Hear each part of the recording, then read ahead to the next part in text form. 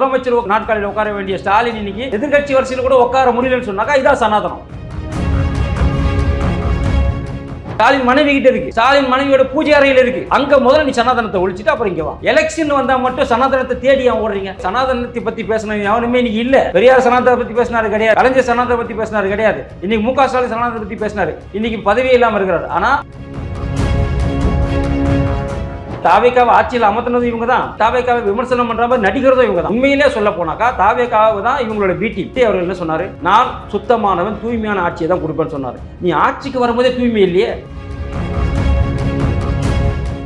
நீ அதான் மு க ஸ்டாலின் வீட்டுக்கு போன கட்டி அணைச்சாரு, எல்லாம் பண்ணாரு இல்லையா. இன்னைக்கு அவரே சொல்றாரு, எங்களுடைய கூட்டணி கட்சியில் இருக்கவங்களோட தயவுல தான் நீ இருக்கிறேன்னு சொல்றாரு. ஒன்றும் வெக்கமா இல்ல? அவர் ஜோசியர்ங்கிறது பெரிய விஷயம் இல்ல, இவருக்கு கல்வி அமைச்சர் கொடுக்க போறாங்க பெரிய விஷயம் இல்ல.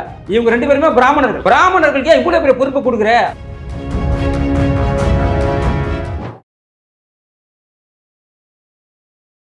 இளையபாரதியர்களுக்கு வணக்கம். இன்றைய சிறப்பு விருந்தினர் பாஜகவை சேர்ந்த ஃபைல் சதீஷ் அவர்கள் தான். ஆனால் வணக்கம். வணக்கம் வணக்கம் வணக்கம். எப்படி இருக்கீங்க? நல்லா இருக்கு. உங்க ஆசைப்படியே தாவேகா தலைவர் முதல்ல வந்துட்டாரு. நீங்க எப்படி பாக்குறீங்க? ஆசைப்படியா?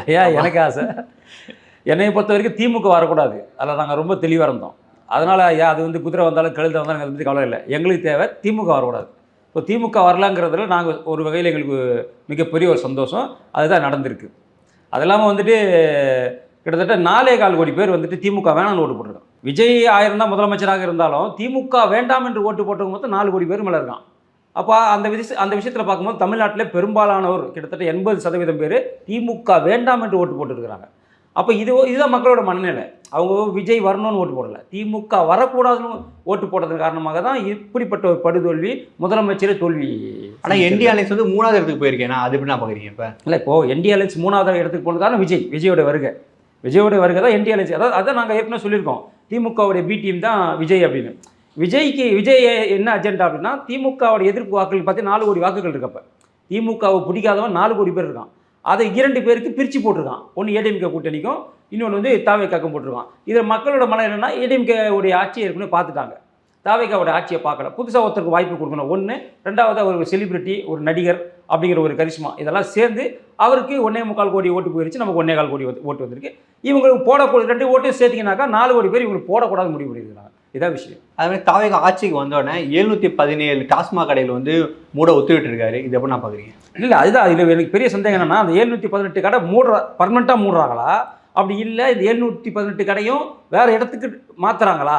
ஏன்னா இப்போ 718 கடையை அவங்க மாற்றுறாங்க அப்படின்னா அந்த லைசன்ஸ் வந்து எக்ஸ்பயர் ஆகிடும். யாருக்கு? அந்த பார் எடுத்தான் பார்த்தீங்களா அவனுக்கு. ஆமாம், ஏன்னா அவனுக்கு அந்த லொக்கேஷன் தான், அவன் அந்த லொக்கேஷனுக்கு தான் அவன் பார் எடுத்திருப்பான். லொக்கேஷன் மாறும்போது அது வேறு ஒருத்தவங்களுக்கு போகும். அப்போ 718 கடையோடைய டெண்டரும் தாவேக்காவுக்கு போகணுங்கிறதுக்காக இந்த முடிவு எடுத்தாங்களான்னு கூட நம்ம. ஏன்னா அவர் என்ன சொன்னார், கோவில் பள்ளிக்கூடம் இருக்கிற இடத்துலலாம் வந்து கடையை மூடுங்க சொன்னார். சரியா? நிரந்தரமாக மூடுங்கன்னு சொன்னாரான்னு கேட்டாக்கா அதுவும் அதில் இல்லை, அந்த குறிப்பில் இல்லை இல்லையா. கடையை வேறு இடத்துல வைக்க போகிறாங்களானாலும் அந்த குறிப்பில் இல்லை. அப்போ என்ன நிலைப்பாடு?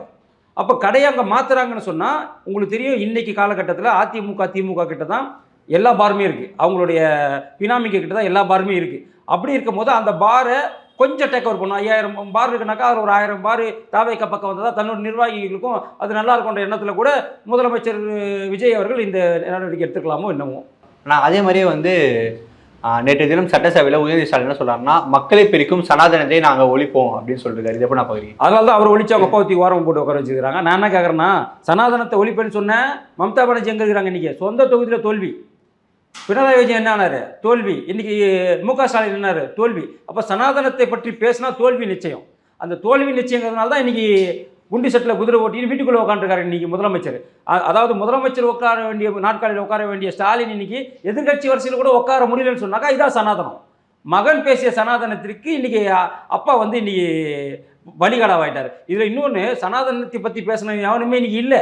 பெரியார் சனாதனத்தை பற்றி பேசினாரு கிடையாது, கலைஞர் சனாதனத்தை பற்றி பேசினாரு கிடையாது, இன்றைக்கி மு க ஸ்டாலின் சனாதனத்தை பற்றி பேசினார். இன்றைக்கி பதவியே இல்லாமல் இருக்கிறார். ஆனால் சனாதனத்தை கையில் பிடித்த பாரதிய ஜனதா கட்சி அரசாங்கம் இன்றைக்கி 28 ஸ்டேட்டில் இன்றைக்கி ஆட்சியில் இருக்கிறாங்க. கிட்டத்தட்ட 15 வருஷமாக நீ பிரைம் மினிஸ்டராக இருக்கிறார். சனாதனத்தை தூக்கி பிடிச்சோம். உடனே சொல்ல தமிழ்நாட்டில் நுழைய முடியாது. ஆமாம், தமிழ்நாட்டில் நீங்கள் ஒரு கட்டமைப்பை உருவாக்கி வச்சிருக்கிறீங்க. சனாதனம்னு என்ன, தர்மம்னா என்ன, இந்துத்துவானா என்னன்றதை நீங்கள் பிரித்து வச்சுருக்கீங்க. நாங்கள் மூர்த்தி ஒன்றா பார்க்குறோம். இவ்வளோதான் விஷயம். நீங்கள் சனாதனம்னாலே அது ஏற்றத்தாழ்வு, ஜாதிய பாகுபாடு ஒரு கட்டமைப்பை பெரியார்லேருந்து எல்லாருமே இங்கே ஒரு பிம்பத்தை உருவாக்கி வச்சிருக்கனால சனாதனம்னா என்னன்னே தெரியாமல் இன்னைக்கு வாழ்ந்து கொண்டிருக்கிறார்கள் மக்கள். சனாதனம் என்பது ஸ்டாலின் வீட்டில் இருக்குது, ஸ்டாலின் மனைவி கிட்ட இருக்குது, ஸ்டாலின் மனைவியோட பூஜை அறையில் இருக்குது. அங்கே முதல்ல நீ சனாதனத்தை ஒழிச்சிட்டு அப்புறம் இங்கே வா. எலெக்ஷன் வந்தால் மட்டும் சனாதனத்தை தேடி ஏன் ஓடுறீங்க? கோயிலாக போகிறீங்க, பட்டை அடிச்சுக்கிறீங்க, கொட்டையை போட்டுக்கிறீங்க, நாமம் போட்டுக்கிறீங்க, தேரை இழுக்கிறீங்க, வேலை பிடிக்கிறீங்க. அப்போ எலெக்ஷன் முடிச்சிட்ட உடனே சனாதனம். நான் என்ன கேட்குறேன், இந்த சின்ன தட்டி உதயநிதியை கேட்குறேன், நீ ஏன் எலெக்ஷன் அப்போ பேசலை?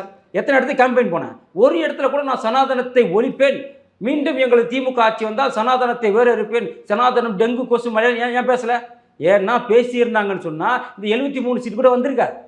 அதனால தான் அவர் எப்போவுமே இந்த கட்சி திமுகவுடைய அந்த வரிசையாக வராங்க இல்லையா, இவங்களோட வாரிசுகள் எல்லோருமே சனாதனத்தை ஒழிப்புன்னு சொல்லுவாங்களே தவிர அதை தேர்தல் சமயத்தில் பேச மாட்டாங்க.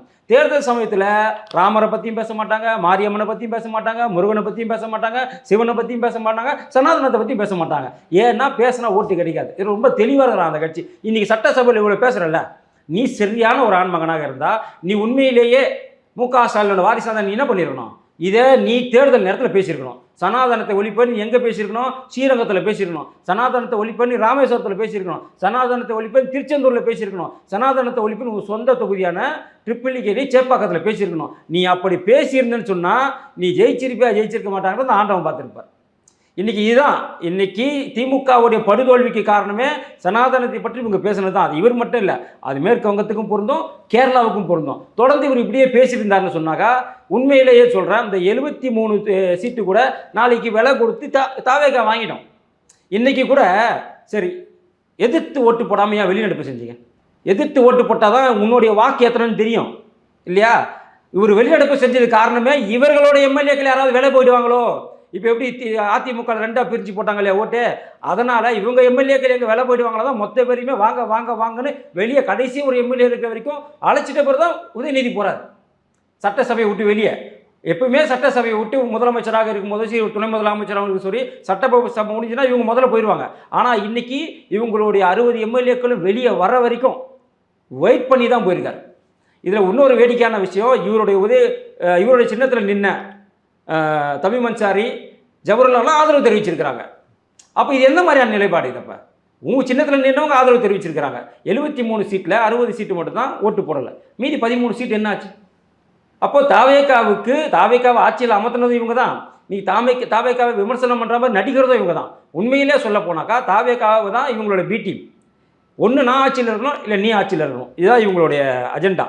அதன்படி தான் இப்போ தாவேக்கா ஏடிஎம்கே உடைக்கிறாங்க. இனிமே களம் ஏடிஎம்கே வெர்சஸ் திமுகன்னு இருக்காது. இனிமேல் களத்தை தாவேகா வெர்சஸ் டிஎம்கேன்னு மாற்றணுங்கிறதுக்காக தான் இன்றைக்கி இப்போ நான் என்ன கேட்குறேன், நீ யோகியம் தானே? நீ என்ன சொன்ன? விஜய் அவர்கள் என்ன சொன்னார்? நான் சுத்தமானவன், தூய்மையான ஆட்சியை தான் கொடுப்பேன்னு சொன்னார். நீ ஆட்சிக்கு வரும்போதே தூய்மை இல்லையே. ஒரு கட்சியை உடைச்சி நீ முறைப்படி என்ன பண்ணிருக்கணும்? இந்த கட்சியோடைய பொதுச்செயலாளர் யார்? எடப்பாடியார். இப்போ எடப்பாடியாரை போய் சந்திச்சுட்டு ஒரு சால்வை போட்டு மரியாதை நிமித்தமாக ஒரு சால்வை போட்டுட்டு அதுக்கப்புறம் நீ சிவி சண்முகத்தை பார்த்து தான் பரவாயில்ல. நீ எடப்பாடியாரை சந்திக்காமல் நீ சிவி சண்முகத்தை போய் நேராக பார்க்குறனாவே நீ அவர்களை விலைக்கு வாங்கி கொள்ளைப்புறமாக ஆட்சியை பிடிக்கணும்னு அர்த்தம். நீ உண்மையிலேயே தூய்மையானவனாக என்ன பண்ணியிருக்கணும் தெரியுமா? எனக்கு பெரும்பான்மை இல்லைங்க, அதனால் நான் ஆட்சி அமைக்க விரும்பலை, ஒன்று ஜனாதிபதி ஆட்சியை கொடுங்க, இல்லைன்னா திரும்ப ரீஎலெக்ஷன் வைங்க அப்படின்னு நீ சொல்லியிருந்தீனாக்கா உண்மையிலேயே நீ யோகியன், நீ நல்லவன், நீ உண்மையிலே மக்களுக்கு நல்ல ஆட்சி தருவோம் நாங்கள் ஒத்துக்கிறோம். ஆனால் நீ அதை பண்ணலையே. உன்னுடைய ஆட்சியை தக்க வைப்பதற்காக திமுக என்ன செஞ்சதோ, காங்கிரஸ் என்ன செஞ்சதோ, பழைய கட்சிகள்லாம் இருந்தாங்களா அவங்களாம் என்ன செஞ்சாலும் அதை தானே நீயே செய்கிற. அப்போ நீ என்ன புதுமை பண்ணுற? அப்புறம் மக்கள் உங்கள்கிட்ட மாற்றத்தை எப்படி எதிர்பார்ப்பாங்க? மாற்றத்தை கொடுப்பவன் என்ன பண்ணிருக்கணும்? நேர்மையாக இருக்கணும். நேர்மையே இல்லையே உங்ககிட்ட. அப்போ திமுகவுடன் கை கோர்த்து இப்போ நீ தான் மு.க. ஸ்டாலின் வீட்டுக்கு போன, கட்டி அணைச்சார், எல்லாம் பண்ணார் இல்லையா? இன்றைக்கி அவரே சொல்கிறாரு எங்களுடைய கூட்டணி கட்சியில் இருக்கவங்களோட தயவில் தான் நீ இருக்கிறேன்னு சொல்கிறாரு. ஒன்றும் வெக்கமா இல்லை? இதை விட ஒரு கேவலமான விஷயம் என்ன இருக்கணும்? சட்டசபையில் உதயநிதி சொல்கிறார் என்னென்னு, எங்களோட கூட்டணியில் எங்களுக்காக ஓட்டு போட்டவங்க தான் இன்றைக்கி தேர்ந்தெடுக்கப்பட்டிருக்காங்க, அவங்க தான் உங்களுக்கு ஆதரவு கொடுத்துருக்குறாங்க, அவங்க தயவில் தான் நீ இன்றைக்கி முதலமைச்சராகவே இருக்கிறேன்னு சொல்கிறாரு. இதுக்கு நீ என்ன பண்ணலாம்? ரிசைன் பண்ணிட்டு திரும்ப ரீஎலெக்ஷன் போயிட்டாங்க சொல்லியிருக்கணும், சொல்ல மாட்டார். பதவி வெறி அவருக்கு வந்து விட்டது. அந்த நாற்காலியில் உட்காந்த உடனே ஆட்டோமேட்டிக்காக எல்லாருக்கும் வர மாதிரி தான் அவருக்கும் பதவி வெறி வந்தது. ஆனால் இப்போ அதே மாதிரியே அண்ணாமலை அவர்கள் அமெரிக்காவில் இருக்காங்க. ரிட்டர்ன் வந்தோடனே மாநிலத்தோட போஸ்டிங் திருப்பி தருவாங்களா? தொண்டர்களோட மனப்பான்மையில எப்படி இருக்குது? இப்போ தொண்டர்களோட மனநிலையை பொறுத்த வரைக்கும் நீ பாஜகவில் ஒரு மாற்றம் வேண்டும் என்று நினைப்பவர்களோட எண்ணிக்கை நீங்கள் அதிகமாக இருக்குது. நீங்கள் கட்சியில் இருக்கீங்க, நீங்களே எப்படி சொன்னீங்கன்னா எப்படின்னா இல்லை, இன்னைக்கு நீக்கப்பட்டவர்களை பட்டியலை பார்க்கணும். நீங்கள் சுப்பிரமணிய சாமின்னு ஒருத்தர் இருக்கார், இன்னும் கூட இருக்கார். அவர் பிரைம் மினிஸ்டர் மேலே வைக்காத குற்றச்சாட்டா அவரை கட்சியிலிருந்து நீக்கிட்டாங்களா? பிரைம் மினிஸ்டர் மேலே எப்படிப்பட்ட அபாண்டமான குற்றச்சாட்டுலாம் வைக்கிறார் நரேந்திர மோடி மேலே. நரேந்திர மோடினா அவர் அடிப்படை உறுப்பினர் எடுத்துட்டாரா? இப்போ விமர்சனங்களை தாங்கிக் கொள்ள வேண்டும். அதுக்கு அடுத்த நடவடிக்கை என்ன? தொண்டர்கள் சோர்ந்து போயிருக்காங்க. அவங்களுக்கு என்ன நம்ம பண்ண போகிறோம்? அப்போ தோல்விக்கான காரணங்கள் என்ன? தோல்விக்கான காரணத்துக்கான மாவட்ட தலைவர்கள் யார்? தோல்விக்கான காரணத்திற்கான மாநில நிர்வாகிகள் யார்? இவங்கள களை எடுக்கணும். இந்த தொகுதிக்கு இவர் பொறுப்பாளர், இந்த தொகுதிக்கு இவர் பொறுப்பாளர். சில மாவட்டத்திலலாம் வாஷ் அவுட், சில மாவட்ட தலைவர்கள்லாம் 50 ஓட்டுக்கு கீழே அவங்க சொந்த பூத்தில் எடுத்திருக்காங்க. அந்த மாதிரி ஆட்களை கூப்பிட்டு நீ அவங்கள பதவியிலேருந்து நீக்கணும். எத்தனை மாவட்ட தலைவர் 100 ஓட்டு கீழே வந்திருக்கான் சொந்த பூத்தில்? அப்போ அவன் வேலை செய்யறதுன்னு அர்த்தம். 3 தொகுதி 4 தொகுதி கொடுக்குறீங்கன்னா 3 தொகுதி 4 தொகுதிக்கு பணம் போயிருக்கு, அது கீழே வரைக்கும் போயிருக்கான்றது கேள்விக்குறி.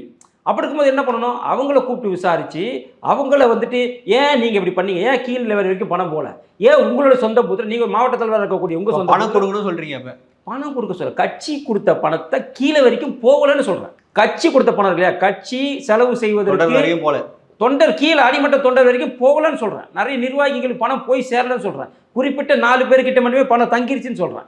பாஜகவை பற்றி உங்களுக்கு தெரியும். எவனும் வந்து திருடியோ இல்லை வந்துட்டு கொள்ளடிச்சோ இல்லை ஊழல் பண்ணியோ சம்பாதிச்செல்லாம் பணம் வச்சு செலவு பண்ணலை.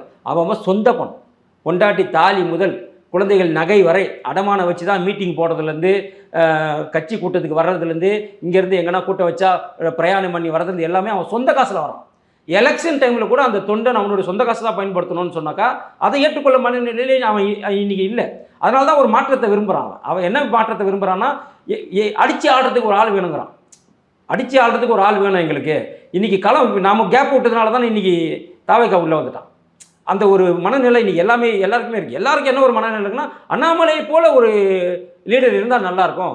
அவனோட மென்டாலிட்டி இருக்குனாக்கா அவன் வந்துட்டு இப்படி நினைக்கிறான், எங்களை அண்ணாமலையை போல் ஒரு தலைவர் வேண்டும் அப்படின்னு நினைக்கிறான். இன்றைக்கி அக்ரெசிவ் தான். இன்றைக்கி விஜய் எப்படி வெற்றி பெற்றார்? அக்ரெசிவாக பேசி, அவர்கிட்ட வந்து டேட்டா இல்லை, எதுவுமே கிடையாது. அக்ரெசிவாக பேசி மக்களுடைய உணர்வுகளை தூண்டி தான் இன்றைக்கி ஜெயித்தார்.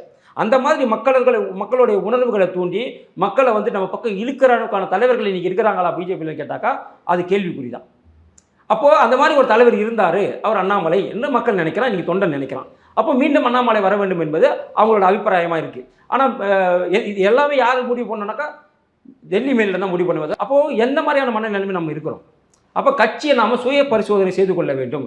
சுய பரிசோதனை செய்யணுன்னாக்கா உண்மையான தவறு செய்த நிர்வாகிகள் நீக்குங்கன்னு சொல்கிறோம். உண்மையிலேயே கட்சி வளரக்கூடாதுன்றப்பெல்லாம் நிறைய பேர் இருக்காங்க கட்சியில். அவர்களை களை எடுக்கணும், அதை விட்டு உண்மையாக உழைக்கக்கூடியவர்களை நீக்கக்கூடாது என்பது என்னை போன்ற ஆட்களுடைய மனநிலையம். வேறு எதுவுமே இதில் மாற்றும் கருத்து கிடையாது. எனக்கு சட்டசபையில் கூட வந்து போஜராஜன் வந்து யாருக்கும் நாங்கள் ஆதரவு தெரிவிக்கல அப்படின்னு ஒரு நிலைப்பாடு எடுக்கிறாங்க. இது பிஜேபியோட நிலைப்பாடு தானே இது? இல்லை, இப்போது ஆரம்பம் முதலே தலைமை என்ன சொல்லிட்டாங்கனாக்கா, இப்போ எப்படி காங்கிரஸ் சொல்லிச்சோ அது மாதிரி தான், உங்களுடைய நிலைப்பாடு என்னவோ அதை நீங்கள் எடுத்துக்கொள்ளுங்கள் அப்படின்னு சொல்லிட்டாங்க.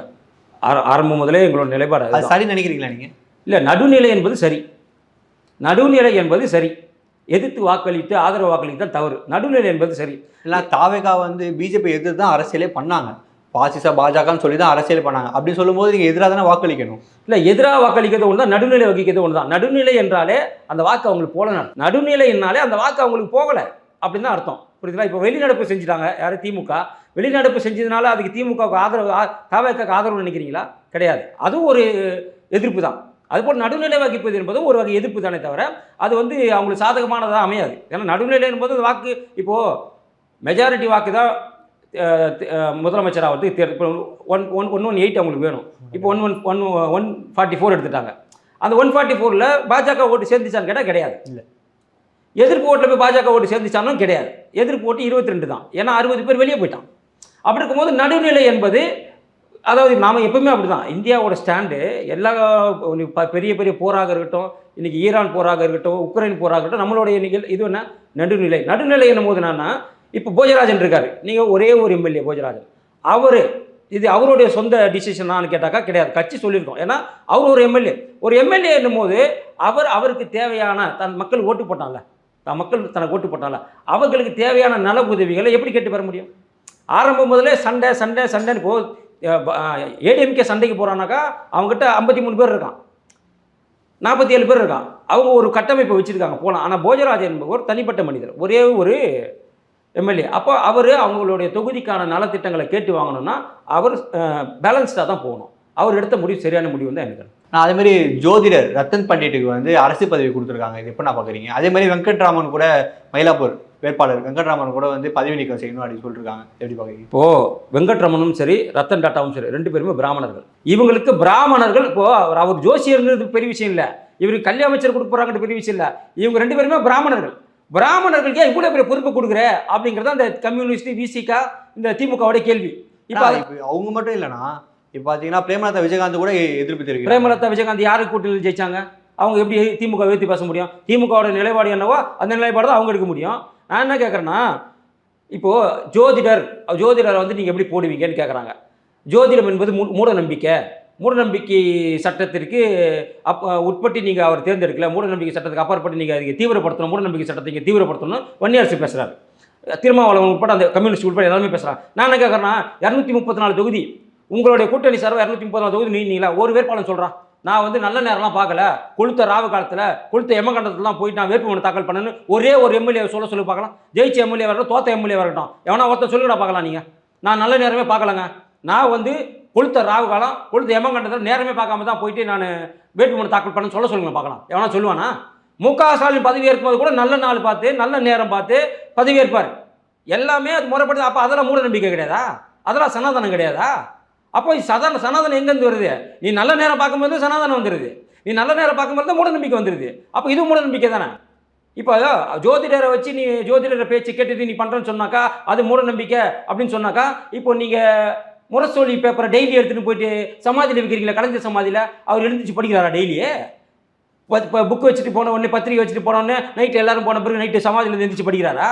தயிர் வடை வைக்கிறீங்களா? தயிர் வடை எடுத்து சாப்பிட்றாரா? அப்போ அதெல்லாம் மூட நம்பிக்கை கிடையாதா? அப்போ மூட நம்பிக்கை என்பது அன்றாட வாழ்வில் கலந்து விட்ட ஒரு விஷயம். அது ஒவ்வொரு மனிதனும் ஒவ்வொரு மாதிரி பார்ப்பான். அப்படி இருக்கும்போது ஒரு ஜோதிடர் ஏன் ஜோதிடர் போடக்கூடாது? ஜோதிடரை போட்டது தவறு கிடையாது. ஜோதிடரை தனிச் செயலாளராக அரசாங்க அதிகாரியாக நியமிச்சிடக்கூடாது. என் கருத்து என்னன்னா, அவர் ஒரு அரசாங்க அதிகாரியாக நியமிக்கக்கூடாது. நீ பர்சனலாக வச்சுக்கோ. முதலமைச்சர் விஜயோடைய பர்சனல் பிஏ அறிவுரை சொல்லக்கூட ஒரு பிஏ அப்படி வச்சுக்க. நீ அவர் அரசாங்க ஊழியராக நீ நிறுத்தும் போது அப்போ ஒரு கேள்வி, அந்த கேள்வி தான் கேட்கணுமே தவிர ஒரு ஜோதிடர் எப்படி நிறுத்துவேன்? இவங்களுக்கு ஜோதிடர் இருந்து முக்கியம் இல்லை, அது ஜோதிடர் சனாதனத்தில் வந்துடும். அவர் பிராமணன், இவங்களுக்கு பிராமணன் தான் முக்கியம். இப்போ வெங்கட்ராமன் கூட என்ன சொல்றாங்கன்னா, அவர் ஆர்எஸ்எஸ் வழி வந்து ஆர்எஸ்எஸ் வழி வந்த வந்துட்டு உனக்கு கல்வித்துறை அமைச்சராக கூடாதா? ஐஎஸ்ஐஎஸ் வந்து வந்தால் பரவாயில்லையா? லஷ்கரி தொய்வாளந்து வந்தால் பரவாயில்லையா? இல்லை ஜெய்சி முகமது வந்தால் பரவாயில்லையா? இல்லை இஸ்புல்லா தீவிரவாதிகள் வந்தால் பரவாயில்லையா? இல்லை அமாஸ் தீவிரவாதி வந்தால் பரவாயில்லையா? ஆர்எஸ்எஸ்னா என்ன? ஆர்எஸ்எஸ்னா தீவிரவாத இயக்கமா? ஆர்எஸ்எஸ்னா வந்து நாட்டுக்கு பிடிக்காத இயக்கமா? சுதந்திரத்துக்காக பாடுபட்ட அப்போது யார் நம்மளுடைய சைனா ராணுவம் உள்ளே வரும்போது, சைனா ராணுவம் இந்தியாவுக்குள்ளே வரும்போது ஆர்எஸ்எஸ் அப்போ இருந்துச்சு. ஆர்எஸ்எஸோட உதவியை கேட்டார் யார்? நேரு கேட்டார். அந்த அளவுக்கு ஆர்எஸ்எஸ் இங்கே சேவா பாரதி மூலம் எண்ணற்ற சேவைகளை செஞ்சு கொண்டிருக்கு. இங்கே ஒரு மிகப்பெரிய பேரிடர் நடந்துச்சுனாக்கா முதல்ல போய் நிற்கிறது ஆர்எஸ்எஸ். இன்னும் ஆர்எஸ்எஸ் தீண்டத்தகாவதா? இங்கே இருக்கக்கூடிய அமாஸ் தீவிரவாதிக்கு ஆதரவாக போராடுறீங்க, எங்கே இருக்கக்கூடிய இஸ்புல்லாவுக்கு போராடுறீங்க. அப்போ ஆர்எஸ்எஸ் மட்டும் வரக்கூடாதுன்னா ஆர்எஸ்எஸ்ல வந்து அமைச்சராகக்கூடாதா? இங்கே எத்தனை எம்பி இருக்கிறான்? இன்னைக்கு தீவிரவாதத்துக்கு ஆதரவு தெரிவிக்கக்கூடிய எம்பி இவர் இல்லையா? திருமாவளவன் இல்லையா? கண்ணெதிரியாக அவர் வந்துட்டு பாகிஸ்தான் வந்துட்டு நல்ல நாடுன்னு சொல்லலையா? பாலஸ்தீன நல்ல நாடுன்னு சொல்லலையா? ஈரானுக்கு ஆதரவாக பேசலையா? அப்போ தீவிரவாதத்துக்கு ஆதரவாக குரல் கொடுக்கலையா? அப்போ பகிரங்கமாகவே பேசக்கூடிய ஆள் இங்கே ஆர்எஸ்எஸ்னா என்ன தீவிரவாதம் செய்யலீங்க? ஆர்எஸ்எஸ் செஞ்சுது. அப்போ ஆர்எஸ்எஸ் வந்த ஒரு கல்வித்துறை அமைச்சராகக்கூடாதா? அப்போ இதுதான் சனாதனம். அப்போ நீங்கள் சமத்துவம் பேசக்கூடிய நீங்கள் என்ன சொல்றீங்க? சமத்துவத்தை பெரியார் போதிக்கிறார் அப்படின்னாக்கா வெறும் தலித் சமுதாயத்தை சார்ந்த மட்டும் பதவியில் வரணும்னு சொல்கிறாரா? இல்லை பிராமணனே வரக்கூடாதுன்னு சொல்ல வரீங்களா?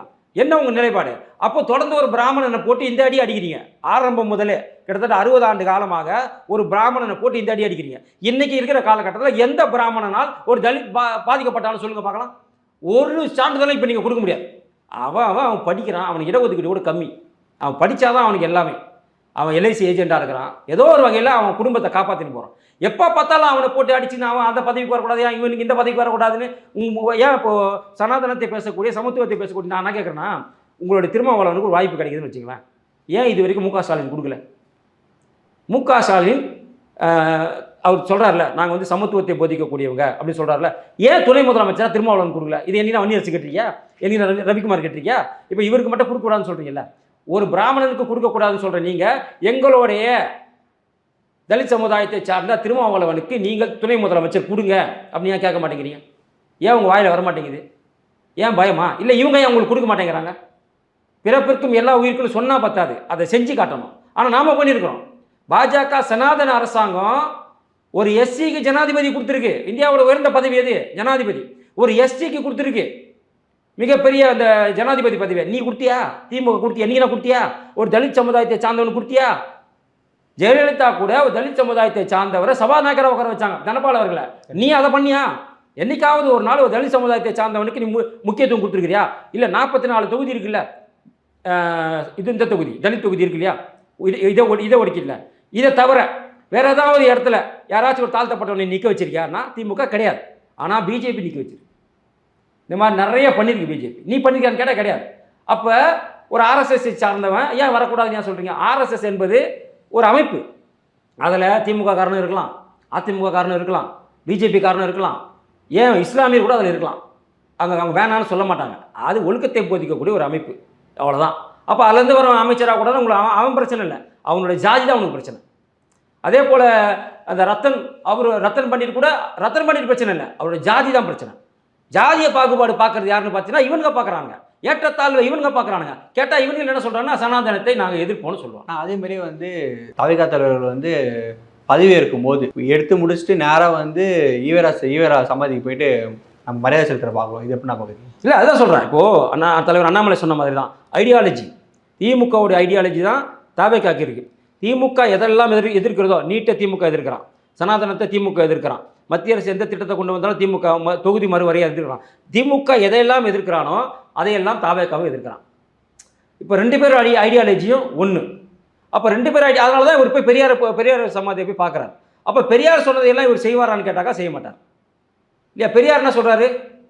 திமுக காரன் பொண்டாட்டியை கூட கூட்டி கொடுப்பான் ஜெயிக்கிறதுக்குன்னு சொல்கிறார். அதை இவர் ஏற்றுக்கொள்கிறாரா? நீ பெரியாரை பின்பற்றும் போது அப்போ நீ இந்த நிலைப்பாடை நீ ஏற்றுக்கொள்கிறியா? அப்படிப்பட்ட ஓட்டுகளை வாங்கி நீ ஜெயிக்கணும்னு அவசியம்? இன்றைக்கி அந்த வேலையை நீ தானே செஞ்சுருக்கிற.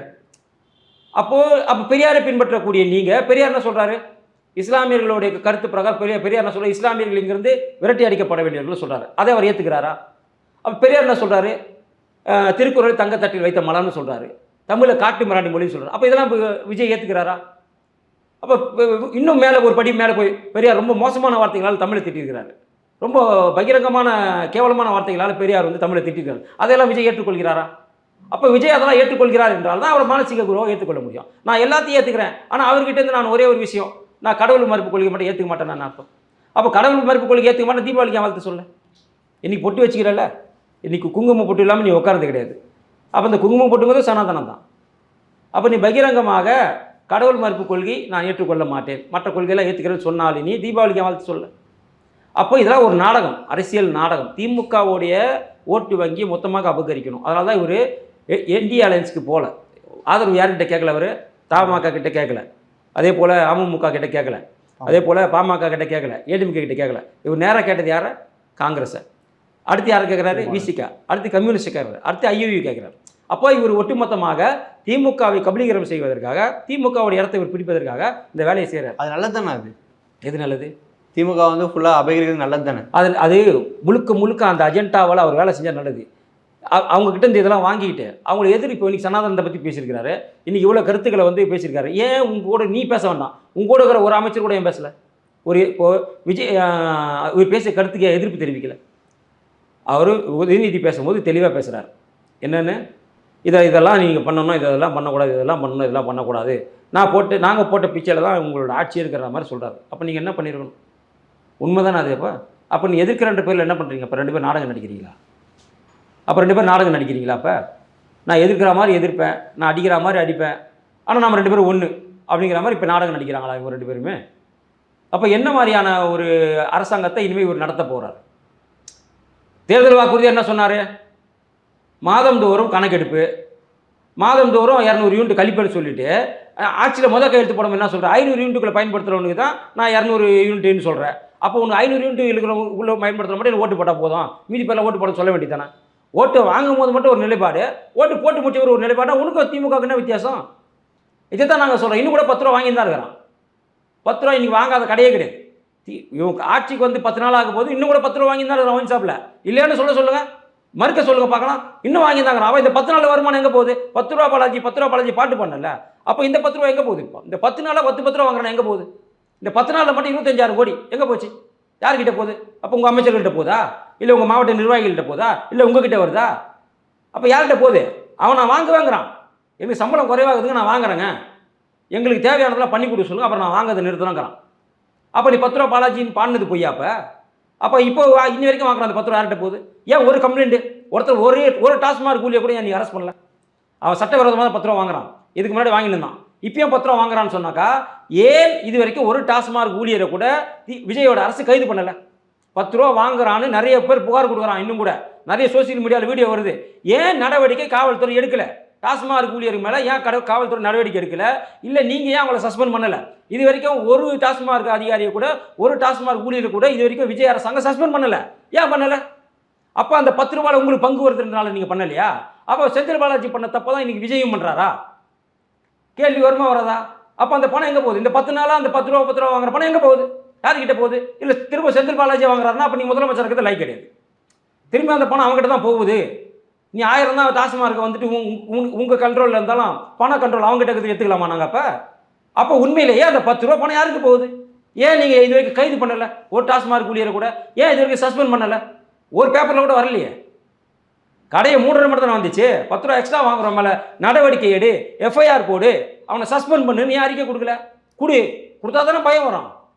ஒரு வீடியோவில் சொல்கிறான் ஒருத்தன், அப்படி தான் வாங்குவேன், என்ன பிடிங்க போ அப்படிங்கிறான். எப்படி? அப்போ எவ்வளோ தைரியம்? அப்போ இந்த தைரியத்தை யார் கொடுக்குறான்? நீ வாங்கு பரவாயில்லன்னு பார்த்துக்கிறேன்னு உங்கள் அமைச்சர்கள் யாருன்னா சொல்கிறாங்களா? இன்றைக்கி அந்த அமைச்சர் யார்? அப்போ அவர் சொல்கிறாரா? யாருக்கிட்ட அந்த அமைச்சர் பதவி கொடுத்துருக்கீங்க? அப்போ அவர் வாங்குறாரு 10 ரூபாவை? இல்லை வாங்கி அதில் எதனா உங்களுக்கு கமிஷன் கொடுக்குறாரா? தெரியப்படுத்தணும். அவர் தான். அவங்க பொன்னான கருத்துக்களை இளையபாய் பகிர்ந்ததுக்கு மிக்க நன்றி. நன்றி.